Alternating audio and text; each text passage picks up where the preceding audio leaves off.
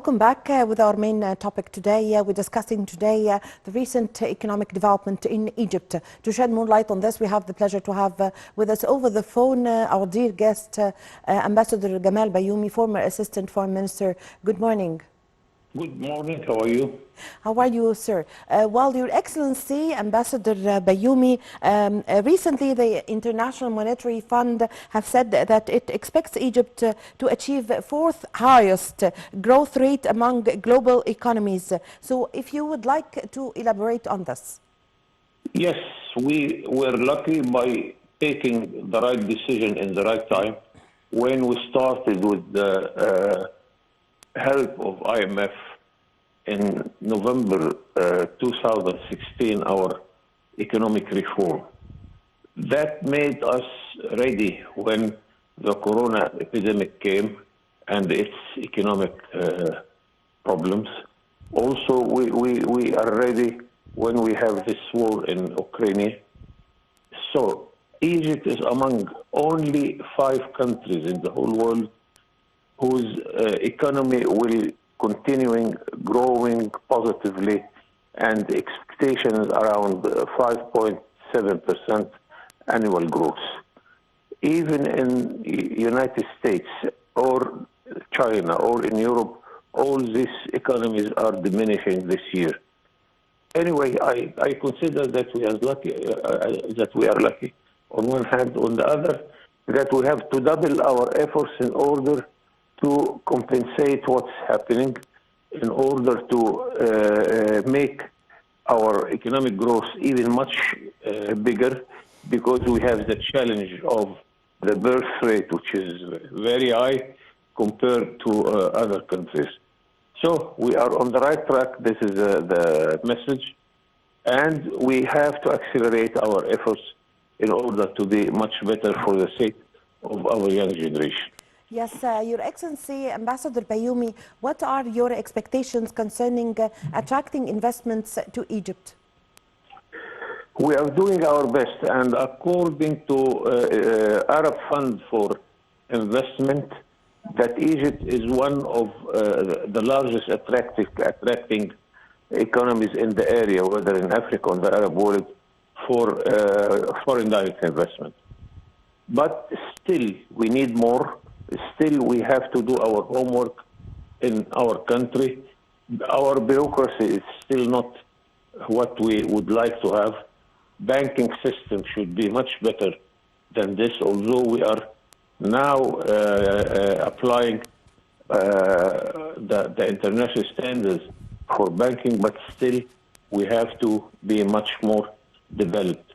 All these matters and others must be tackled in order to make an investor coming to Egypt and to spend his money, gaining his results as soon as possible.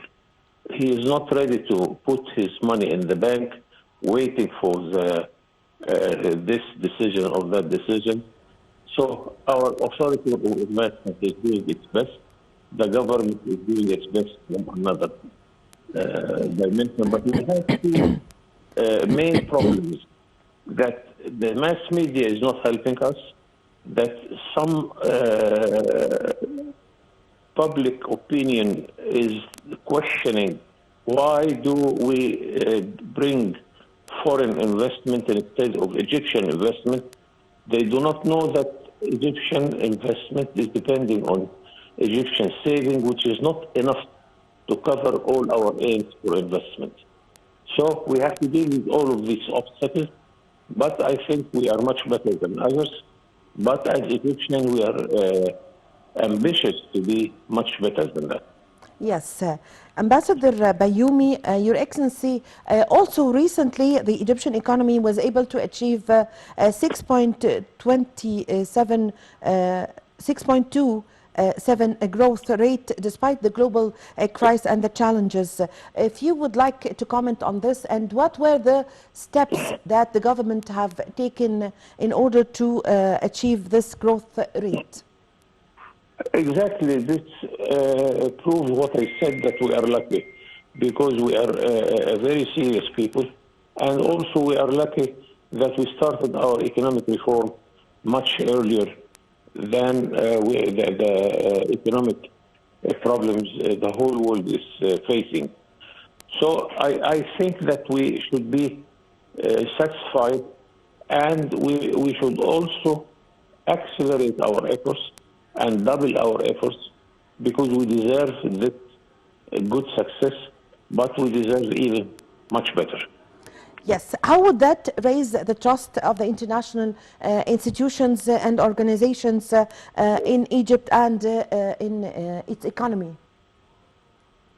Yes, the international monetary organizations, whether the IMF or the World Bank or other institutions which are putting grades for the world economies, is in favor of what is happening in Egypt, and they are encouraging us to do much efforts in order to keep our position in this race towards development. And we keep an eye on whatever advice we got from those international organizations, because we need a sort of a foreign opinion to tell us the truth, to tell us and encourage us to go forward to the right direction. Yes. So the budget deficit have retreated. So would that positively boost the different economic sector? Yes, as a matter of fact, we are trying to be in good position to distribute all our efforts among all the sectors, whether it is agriculture, industry, services, and so on. Some of our people are putting questions about the sector of roads, for instance, asking why we are establishing so many roads. The answer is very simple: because we need the roads to transport whatever we are going to produce. But they neglect that we are establishing 1 more million fiddle to produce our food. They do not look to the efforts in order to revive our textile industry. So we are, as a matter of fact, our plan is uh, going everywhere to cover every sector. And it's not that the road between Alexandria and Marsa Matruh is highly developed. Yes, but it will also establish new communities. And Egyptians are living in a very small area of their country, not more than 7-8%. We want to expand this ability to build new cities. All these efforts are on the plan. If you open the page of the Ministry of Planning, you will see that how the plan is looking for every small village in Egypt, and how we are looking to develop every small village in Egypt. So I think our plan is very well distributed among all sectors and among all the geographic parts of Egypt. Your Excellency, Ambassador Bayoumi, how can the economy achieve more growth in the new fiscal year? By looking to all the obstacles of investment, by doubling our efforts, by working more hours, by being serious about everything, and to listen to whatever claim or problem whoever is producing is telling us, and deal with the matter seriously. And also, I cannot neglect the challenge of the birth rate. It's high and one of the highest in the world. We are giving birth as much as 5 countries in Europe. We gave birth since 2011 to 22 million new children. This is a big challenge. We have to reduce it a little bit and increase our ability to developing our economy. Yes. So how do you evaluate the economy, the performance of the Egyptian economy in light of the so many global challenges?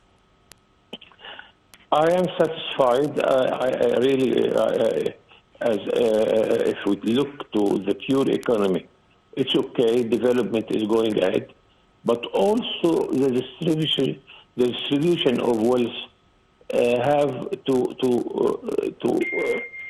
attract our visits here, because of course we have development rate, Yes. which is very good, but still we have poor classes, which are the needy classes. We need them.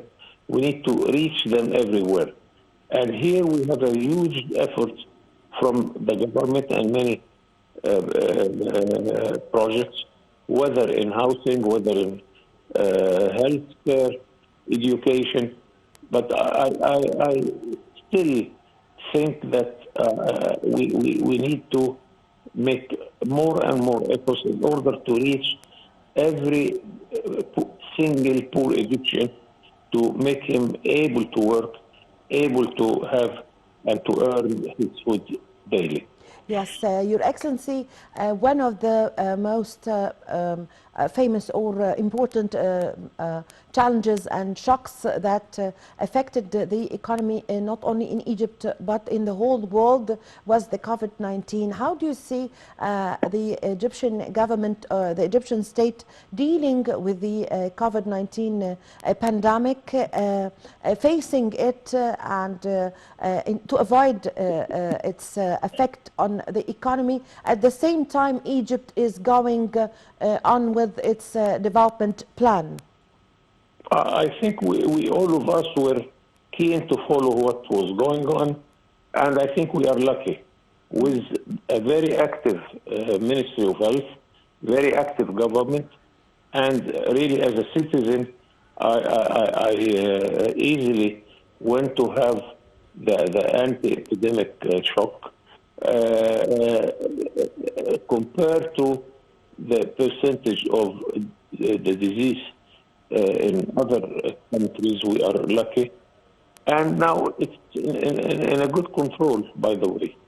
But it's seen that we have a new wave of the epidemic, which we have to be much more careful, because I think after we made this success, we felt a little bit relaxed.